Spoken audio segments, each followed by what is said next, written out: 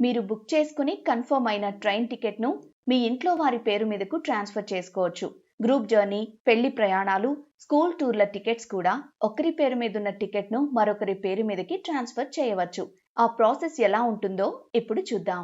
Reserve చేసుకున్న టికెట్లో transfer కోసం book చేసుకున్న టికెట్ ప్రింట్అవుట్, ఫోటో ఐడెంటిటీ కార్డుతో ట్రైన్ బయలుదేరే కనీసం 24 గంటల ముందు సమీపంలోని రైల్వే రిజర్వేషన్ కౌంటర్లో సంప్రదించాలి. సీనియర్ డివిజన్ కమర్షియల్ మేనేజర్ లేదా చీఫ్ రిజర్వేషన్ సూపర్వైజర్కు టికెట్ ట్రాన్స్ఫర్ అధికారం ఉంటుంది. విద్యార్థుల గ్రూప్ ప్రయాణాల్లో అయితే ట్రైన్ బయలుదేరే 48 గంటల ముందు రిక్వెస్ట్ పెట్టుకోవాలి. ఇక్కడ గుర్తుంచుకోవాల్సిన విషయం ఏంటంటే ఒకే విద్యా సంస్థకు చెందిన విద్యార్థుల మధ్య మాత్రమే టికెట్ ట్రాన్స్ఫర్కు అవకాశం ఉంటుంది.